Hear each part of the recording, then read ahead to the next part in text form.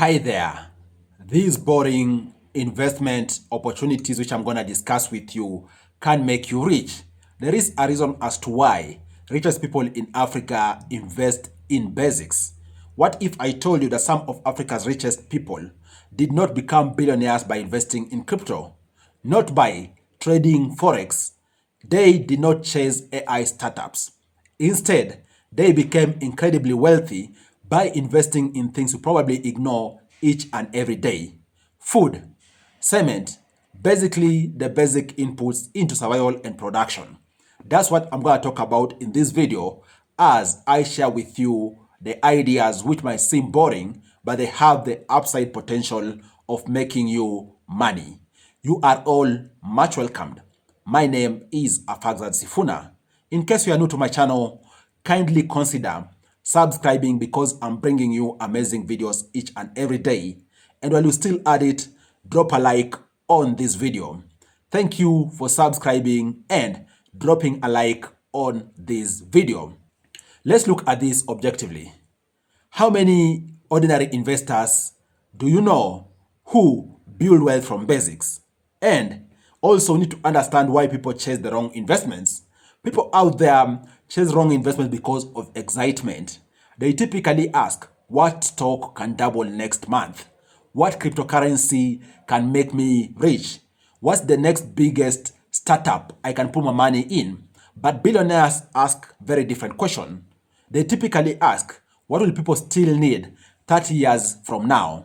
Because wealth is not created through excitement. Wealth is not created overnight.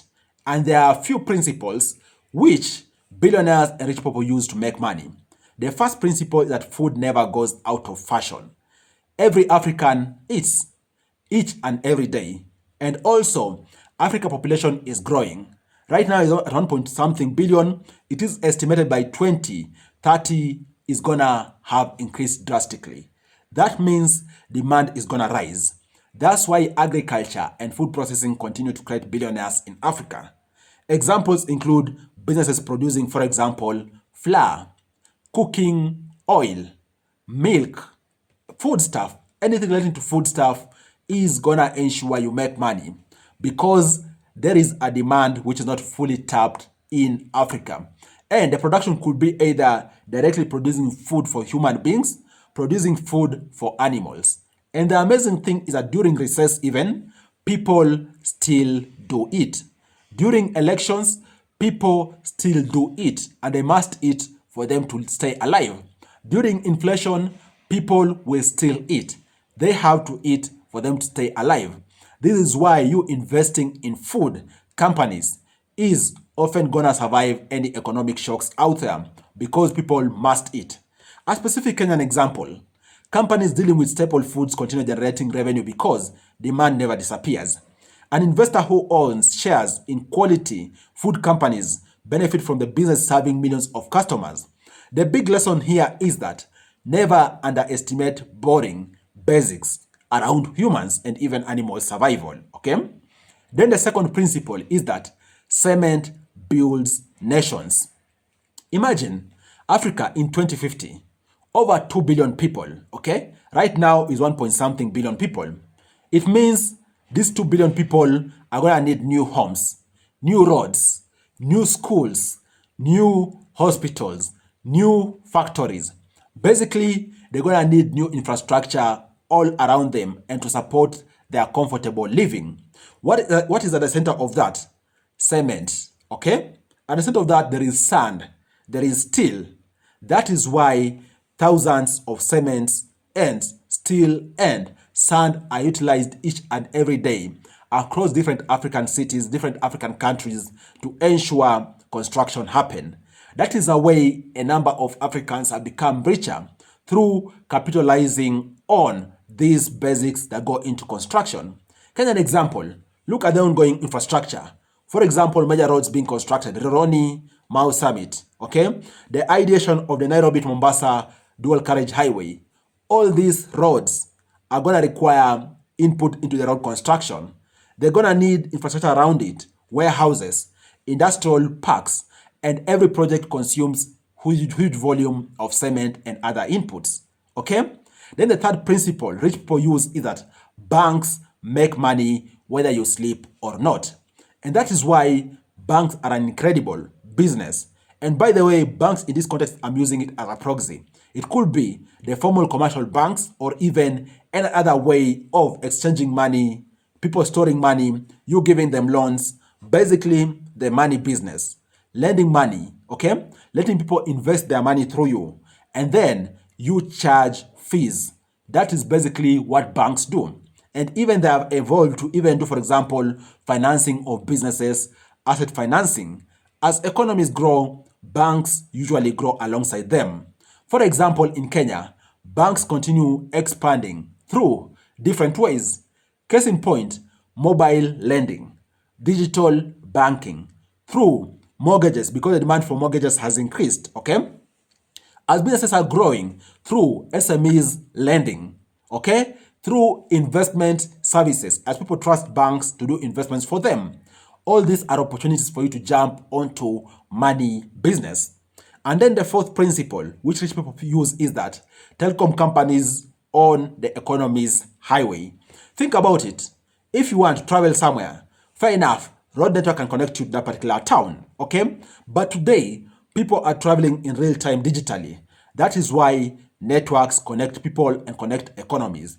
Every phone call, every mobile payment, every internet bundle, each and every business transaction is anchored on telecom infrastructure, is anchored on telecom network. That is why this is a way of you earning insane revenue. And in Africa, mobile money has become essential. People do send money, okay, across different regions, whether it's from the capital city to rural areas, okay? People are paying bills using telecom infrastructure. People are borrowing loans digitally. People are embracing digital saving. Gone are the days when someone used to walk to the bank to deposit hard cash, okay? People are even investing digitally. At the center of it is telecom infrastructure that enables that. And then the fifth principle rich people use is that insurance looks boring, but enables you to get richer every year. Nobody wakes up excited to buy insurance, yet insurance companies collect premiums every day.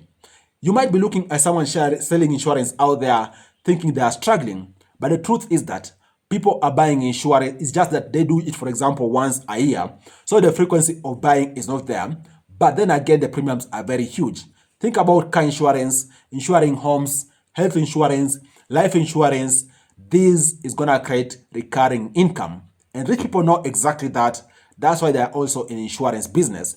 Recurring income is one of the most valuable business models you can utilize because basically it is repetitive, okay? Year in, year out. And then the sixth principle is that rich people understand electricity is the foundation of development. If there's no electricity, there's no factories, there is no hospitals, there is no internet, there is no manufacturing, and basically no other functioning of the economy. Case in point, no offices, no economic growth. All these are going to be curtailed if there's no energy. That is why rich people in Africa are capitalizing on the need for energy to be able to provide populations with energy, whether it's electricity or even renewable energy. That is an opportunity. And then the seventh principle rich people use is that real estate does solve problems. Notice something. Africa's wealthiest property investors don't necessarily build the fanciest of houses. They build what people need. Have you ever gone to a given place, for example, you are like, these houses are very basic, but then again, they are getting sold out. Whether it is residential houses, warehouses, shopping centers, student accommodation, industrial parks, you name it, whichever type of real estate, rich people understand they are providing what people need, not necessarily the things they have in their imagination. And that is an interesting thing. Have you noticed a common pattern? Notice every investment we've discussed rotate around food, okay? Banking, okay? Cement and inputs to construction, telecommunication, insurance, which is basically assisting people pool and also reduce risk, energy, okay? Housing, okay? What do all these things have in common? When you look at them critically, The common thing is that these are things which people need every day, not once, each and every day. That's why billionaires in Africa do prioritize investing there, because through that, they ain't chasing trends. They are owning necessities. And once you own necessities, people are going to keep continuing to make you rich because they need these things. So, how do ordinary investors copy this particular strategy?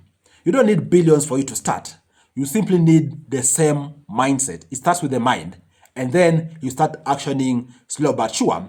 Ask, will people need this particular thing I'm thinking about in 20 years? Does this business solve an everyday problem? Does it generate consistent cash flows? Does it have pricing power? Can demand grow with population? Whether investing through Nairobi Securities Exchange or whichever stock exchange markets out there, money market funds, real estate investment trusts, or even starting your own business, focus on essentials. That is the easiest way and the best way for you to be able to make money. No flashy investments may create headlines. The boring ones often create wealth. Yes, the flashy ones will create headlines, fair enough, but the boring ones do create wealth. So you choose. Do you want to create wealth, or do you want to tap on sentiments, emotions, which are really not assisting you grow? I guess you want to create wealth. That is why it is important to learn from people who have done it before, for us to also be able to learn those lessons, implement, and continue growing generational wealth. Cheers, guys. Look forward to share with you other amazing videos. Take care.